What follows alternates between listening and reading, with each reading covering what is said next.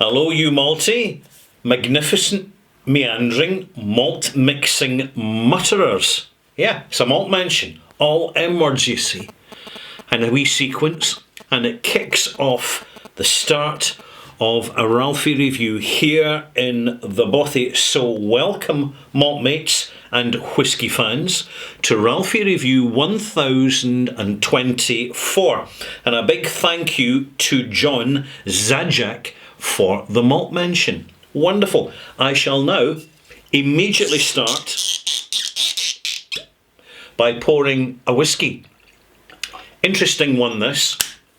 And now that I've done that, I'm going to pour a second whisky. And you're possibly wondering why. Am I going to review two whiskies at the same time? I mean, they look very, very similar, but they're rather different. Although they have a lot in common.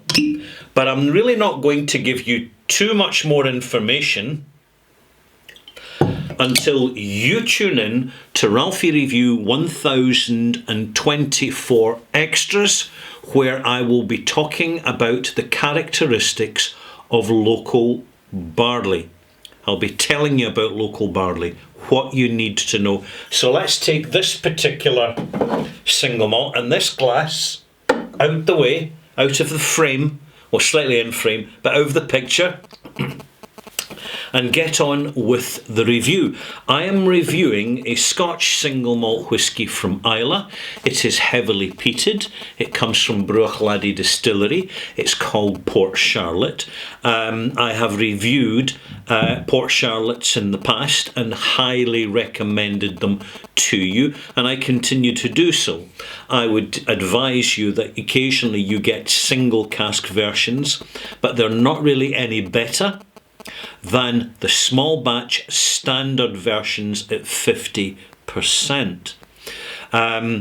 This one is a little bit more rare, genuinely rare, proper rare, not marketing flannel, bladdy blah blah rare, you know, not that kind of rare. I'm talking for the people who really know about whisky. When they understand the makeup of this single malt, it is a rare situation, although we will be seeing more of it due to demand. And it is local barley, Islay barley. The barley for this has been sourced on the island of Islay. Most Scotch whisky distilleries source their ready prepared germinated milled barley in the coarse and fine flour form from an industrial maltings factory. There are several in Scotland, and they tend to use that for purposes of efficiency. And when they talk about efficiency, they're not talking about efficiency of generating flavour. They're talking about efficiency of alcoholic yield on their product to help them lower costs. But there's a little bit of a dilemma here, because Scotch whisky in its single malt form is really very dependent on the inefficiency of production, hence the reason for using inefficient copper pot stills. And the more inefficient you make it, the more you drive down your specific yield of alcohol per tonne of grain, but the more you enhance the flavour, complexity and sensation range coming out of your new make spirit, which will weather more successfully in the casks. And that is what we have here. This is the 2014 Islay barley, bottled in 2021 by the looks of it, because as they say in the age statement, it's 7 years old. What else would I like to add? Because my steampunker, because there's something I would like to add. My goodness, it's like trying to read one of my own labels. Conceived, distilled, matured and bottled at Bruichladdich Distillery, Isle of Islay, product of Scotland. Bottled at 50%. This is so important. It may seem for the mere novice, the someone first discovering Scotch whisky, that it's a kind of nice thing that it's prepared, distilled, bottled at a distillery, but it's really quite important because the water they're using at the bottling plant is the distillery water, so the provenance and authenticity is enhanced. What else would I like to add to this? Well, I'm looking for the non-chill filtered statement, but I'm not exactly finding it. What they're saying is it's a barley provenance series, Islay Barley 2014. So I'm going to focus on that. Very few distilleries go to the trouble and expense of sourcing barley for making whisky locally because it's inefficient. It costs them more. And the problems don't end there. If you call it problems, we don't as drinkers because we appreciate the end result. The problems continue with the nature of the smaller grains of local barley, which have generally grown in a wetter, colder climate. They have more husk because they need more of a skin round the kernel of the barley in order for it to survive. You get less carbohydrate and starch from out of the grain, but in doing so you get more proteins and you get more other intrinsic components of the grain which actually contribute to flavour. It's difficult to mill, it's more work to steep. When you're using local barley, every barley's slightly different. There's only a few distilleries use local barley. Springbank is really the first to do so. Springbank, you'll find it in the 9, 8, 9, 10, 11 and 16-year-old age statement. And there's also, if you've got very, very deep pockets, a 1965. That's it, 1965. So you're talking, what, 59 years ago? That they harvested the barley and they bottled it as a 36-year-old whisky, and now it's one of the unicorn tier collectibles. Although all the local barleys from Springbank are highly sought after, highly regarded, and people just want more. Fortunately, if you can't get hold of that, and you don't have deep pockets to buy them in auction, you can always check out other distilleries which will occasionally throw up a local barley single malt whisky. Kilchoman is a good example, and Loch Lee as well in the lowlands. And we're seeing more of the farm distilleries actually use local barley because they know their reputation depends on this sort of investment and innovation, particularly at a moment in time where it is understood and appreciated by very experienced single malt whisky drinkers. This, in my opinion, is extra interesting because, unlike the others, it's peated.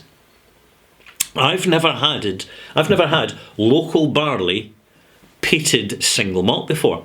So when I saw this bottle on the shelf, it was about £80. So £80, a lot of money for a 7-year-old whisky, but bear in mind, it's bottled at 50%. So there's extra duty if you're buying this in the UK. Significant extra duty. And also, using local barley, it doesn't cost just a marginal extra amount to make this whisky, to produce it and take the risk in preparing it. It costs a lot more for the distillers, and frankly, I have no problem with them premiumising their product if the value is there. The value's got to be there. So 7-year-old, so the peat's going to be prominent, it's going to be bold, it's going to be assertive, and as soon as I put my nose to the glass, there it is. The definitive very clear signature of Port Charlotte. It's slightly oily, slightly creamy. The creaminess that you get in the standard bottling has been significantly enhanced because of the additional contribution coming from the inefficiency of the yield from the local barley. In other words, the local barley is simply providing more complex and depth in the form of the grain flavours. Even on the nose, I'm getting that shortbread note, a dry shortbread note, a certain amount of old school biscuitiness that you used to find predominantly in Rosebank back in the old days. How about first taste?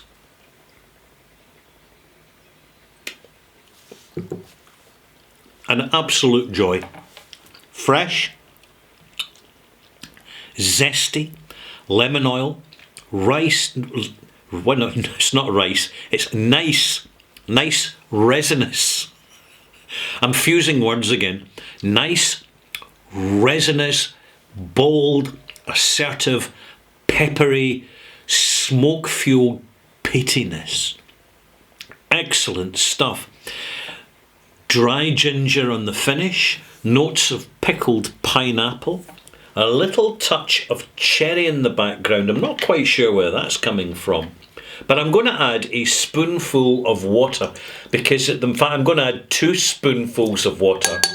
Right, that's 10 millilitres of water, so I'm adding significant amounts because it's a very rich creation. The richness of the barley, the fullness of the pittiness that's travelling through the barley. And bear in mind that the signature pittiness will be amplified because local barley generally has thicker husk, and therefore the husk that is carrying some of the peat smoke from the kilning process.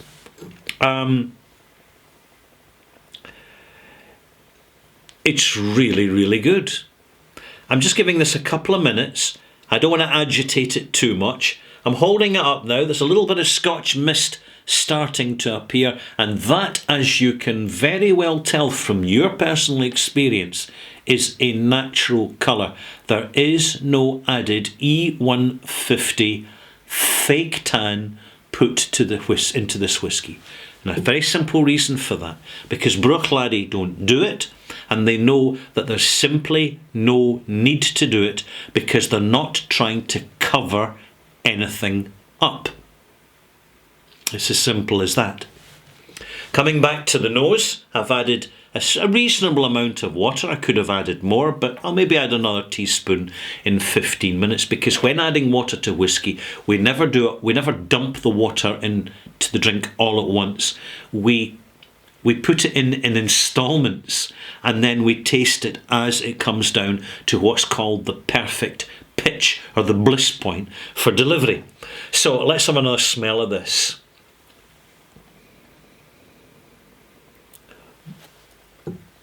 Complex savoury notes, slight umami. There's almost a tarriness, an industrial, old, slightly steam engine note coming from the clarity of the delivery of the peat. The peat has this almost a cold smoke or carbolic smoke aspect to it, which makes it all the more characterful and all the more interesting. Taste-wise,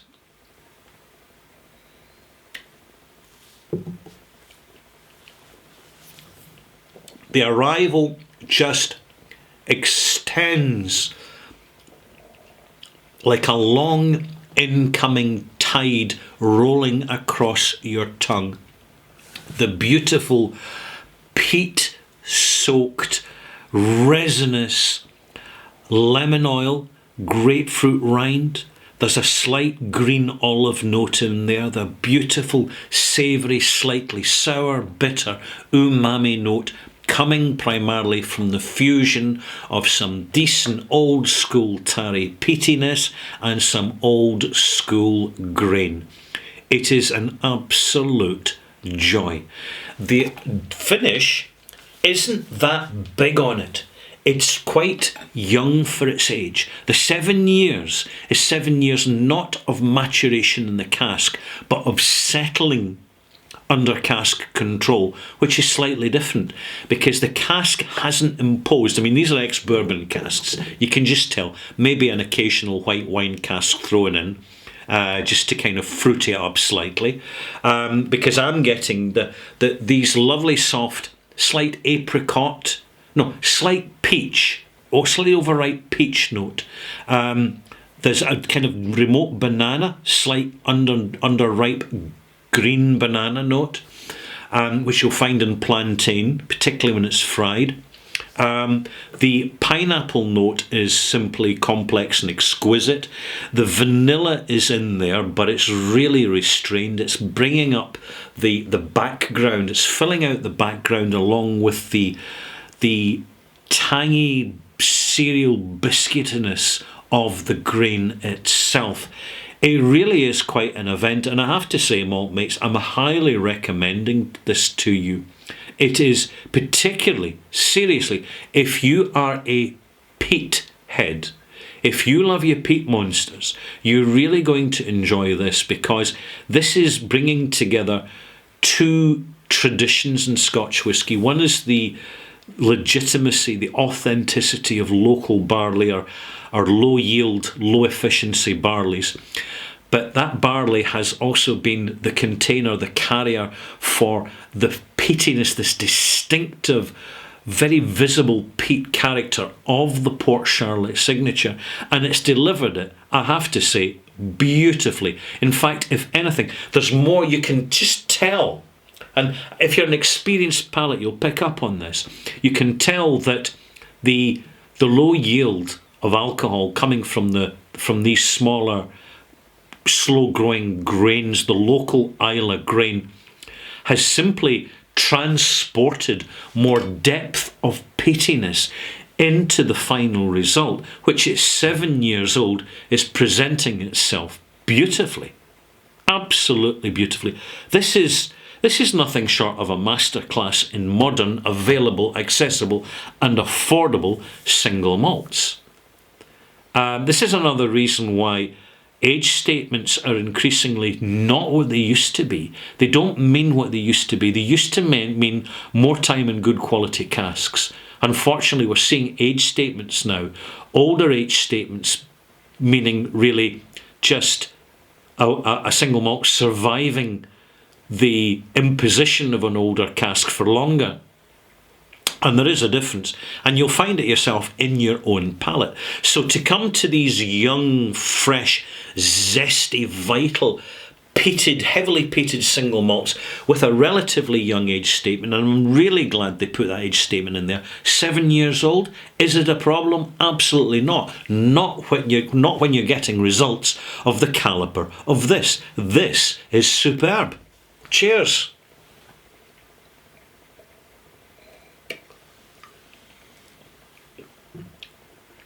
Oh, the sourness, the sour, bitter complexity coming through now. In other words, we're seeing the sensation range amplify, and it will settle back down. It's part of the evolution of the dram in the glass. I mean, this will last you, very slow sipping, it will last you several hours. But I will delve more into this, into a direct comparison. And I'm now going to add 2 teaspoonfuls of water so as to make sure that they are equitable in their presentation. And I shall come back shortly and compare and contrast the two of these whiskies. But meantime, it's about time I dished out a malt mark. I'm very impressed with this. We need to see more local barley series coming from different distilleries, particularly distilleries that we wouldn't think would be doing this sort of thing. I tell you what, see Glenmorangie. If Glenmorangie did a local barley series, it would be potentially astounding. I'm giving this 87 now.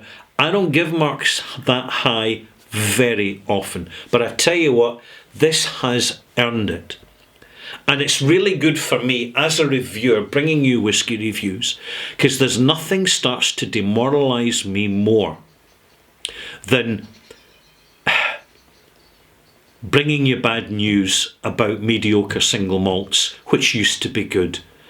And I need to have a good whisky now, a really banger of a single malt now and again, just that I can really, really enjoy it and explain how much, the reason I'm enjoying it so much. So it's a delight to be presenting a review 1024 to you that really showcases that. And also it's the benefit of being an independent whisky reviewer. And I'll come to that again in my next review, 1024 Extras. We'll see you there, malt mates, you wonderful people. Thank you for watching. See you soon.